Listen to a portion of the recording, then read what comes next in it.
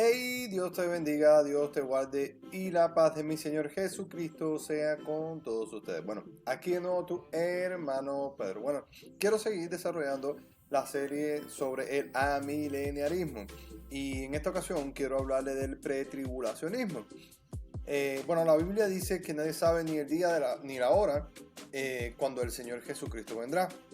Sin embargo, si sabemos por bases bíblicas, ¿verdad? Y fundamentos que nos dejó, si esto es antes de la tribulación o después de la tribulación, si existiera una tribulación en el futuro. Bueno, antes de venir a explicarte de nuevo, te motivo, te insto a que te suscribas al canal y que aprietes la campana para que sepas cuando estoy sacando nuevos videos. Ya vuelvo.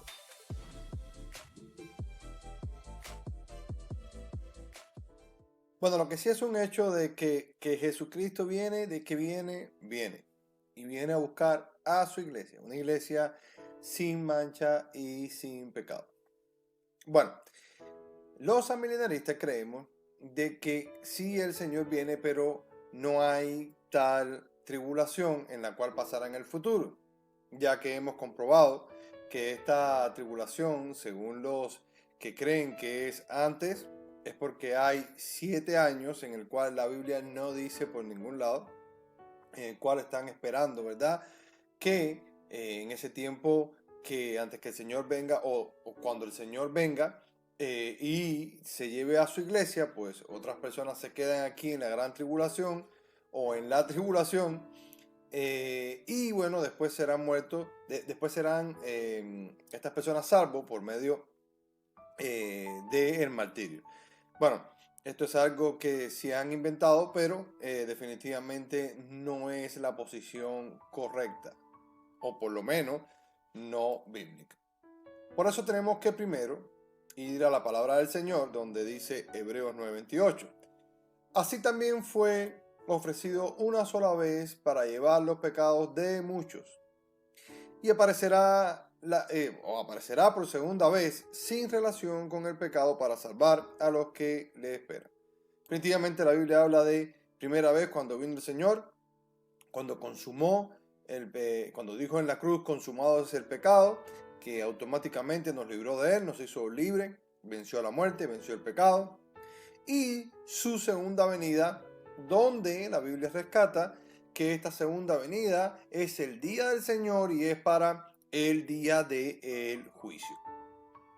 Segunda de Tesalonicenses 2 dice, pero con respecto a la venida de nuestro Señor Jesucristo y nuestra reunión con Él, le rogamos, hermanos, que no os dejéis mover fácilmente de vuestro modo de pensar, porque ya Pablo les había enseñado que el Señor iba a venir por segunda vez a buscar a la iglesia. No se conturbéis, ni por espíritu, ni por palabra, ni por carta como si fuera nuestra, en el sentido que el día del Señor está cerca. Y después, bueno, el pasaje va diciendo que de ninguna manera, que tienen que ocurrir muchas cosas antes que esto pase. ¿Que pase qué? Que el día del Señor venga en gloria y busque a su iglesia. Ahora, está comprobado en los capítulos anteriores que hemos visto, ¿verdad?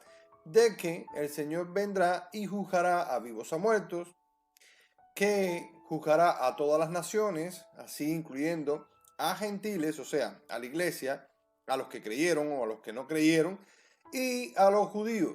Y esto ocurrirá una sola vez, cuando el día del juicio, el día que el Señor venga.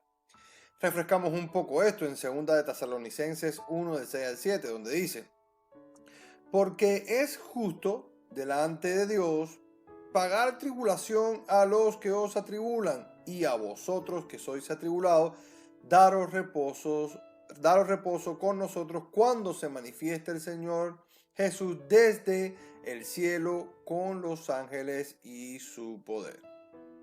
Mateo 25:31 complementa esto hasta el 33, donde dice, y habla del juicio de las naciones, cuando el Hijo del Hombre venga en su gloria y todos los santos ángeles con él, entonces se sentará en su trono de gloria y serán reunidos delante de él todas las naciones y apartará los unos de los otros como aparta el pastor a las ovejas de los cabritos, y pondrá a las ovejas a su derecha y los cabritos a su izquierda.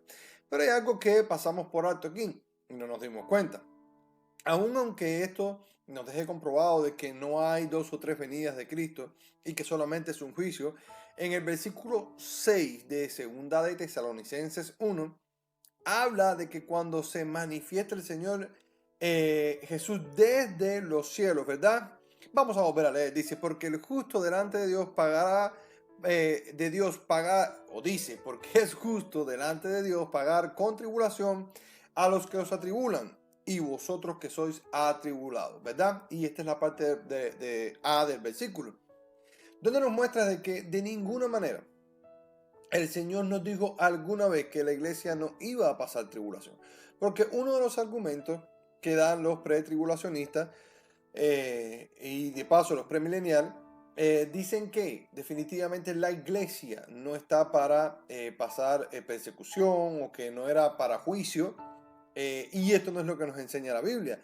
La Biblia nos enseña de todas maneras, de todas, que el Señor de ninguna manera nos dijo alguna vez de que no íbamos a pasar por tiempos malos, sino que Él iba a estar con nosotros. Segunda de Tesalonicenses 1:17. Pablo, Silvano y Timoteo a la iglesia de los tesalonicenses. Dios nuestro Padre y el Señor Jesucristo, gracias y paz a vosotros, Dios nuestro Padre y el Señor Jesucristo. Dios juzgará a los pecadores en la venida de Cristo. ¿Cuándo? En la venida de Cristo.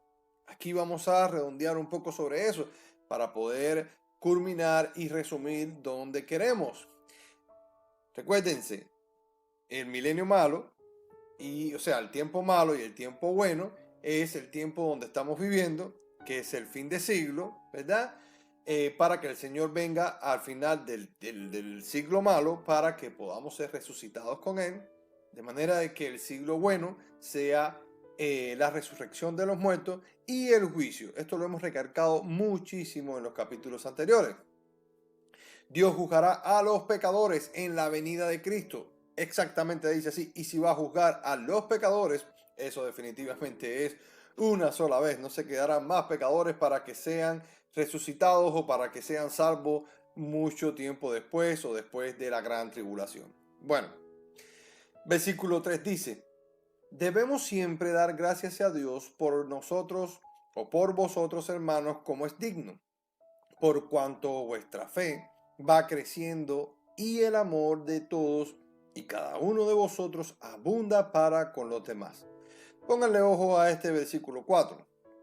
Por tanto, que nosotros mismos nos gloriamos de vosotros en la iglesia de Dios por vuestra paciencia y fe en todas vuestras persecuciones y tribulaciones que soportáis.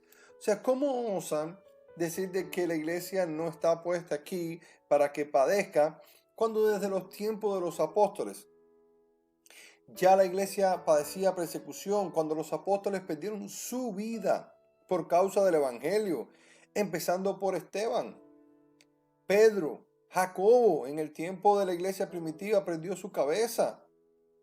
Entonces, ¿cómo pueden decir que esto sería un suceso futuro donde la iglesia no pasaría por por tribulación alguna, cuando lo que el Señor nos dice de alguna manera es que Él no nos abandonaría en esa tribulación? Versículo 5 dice, esto es demostración del juicio de Dios, para que seáis temidos por dignos, para que sean tenidos por dignos. Es digno pasar por tribulación del reino de Dios, por el cual asimismo padecéis. Porque es justo delante de Dios pagar con tribulación a los que los atribulan. El versículo 7 dice, y a vosotros que sois atribulados, daros reposo. ¿Se acuerdan de lo que hablamos del tiempo de jubileo en los capítulos anteriores? En las unidades de 7, que era lo que prometía Daniel 9. Era un jubileo, darles reposo, Señor, es lo que pedía Daniel, un reposo eterno. para que tu pueblo pudiera vivir como antes, cuando caminaban contigo por fe. Por eso dice, daros reposo con nosotros cuando se manifiesta el Señor Jesús desde los cielos y con los ángeles de su poder. Volvemos a el tiempo del juicio y la venida del Señor. Hechos 14:22. ¿Cuándo o qué capítulo es el que habla de la ciega y quién viene a cegar si no es Mateo 25, Mateo 25:31 en las parábolas que hay allí? Bueno, es la misma fórmula.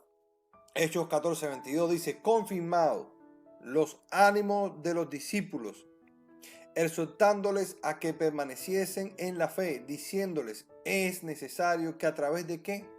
De muchas tribulaciones entenderemos el reino de Dios o entremos en el reino de Dios. No hay ninguna promesa en la Biblia de que el Señor no nos dejaría pasar por necesidad y tribulación. Juan 16:33. Estas cosas os he hablado para que en mí tengáis paz. En el mundo tendréis aflicciones, y no poquitas, dice el Señor. Pero confiar que yo he vencido al mundo. ¿Para qué nos dejó el Espíritu Santo el Señor? Si no era para que nos guiara y nos recordara todas las cosas que Él nos había dicho y mandado. Por eso nos dice estar firme. Por eso cuando Juan el Bautista estaba aquí decía el Señor que el reino de los cielos sufría violencia y los violentos eran los que los arrebataban.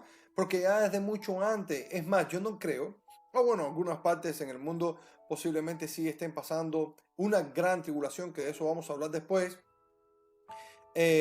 como la que pasaron en aquel entonces. Pero tenemos que tener en cuenta que no fueron más perseguidos hoy los cristianos que lo que fueron en la antigüedad, en la iglesia primitiva. Mateo 5, 10, 12, y eso es tribulación. Y era peor, porque no tenían que comer, no podían llevar nada, sino ir de pueblo en pueblo. De hecho, una de las primeras tribulaciones que tuvieron, fueron la persecución mismo en Jerusalén, ¿verdad? Bienaventurados los que padecen persecución por causa de la justicia, porque de ellos es el reino de los cielos. O sea, que el Señor nos manda a que tengamos persecución. Somos bienaventurados. Dice la palabra del Señor en el versículo 11, sois cuando por mi causa os vituperen y os persigan y digan toda clase de mal contra vosotros mintiendo. ¿Acaso hoy, si no es, vamos a decir, en el Medio Oriente o en China, realmente de verdad le cortan la cabeza a los cristianos por seguir a Cristo? No, si alguien tuvo tribulación o gran tribulación fueron en el Nuevo Testamento, en la iglesia primitiva, los apóstoles, los discípulos y los que después lo siguieron.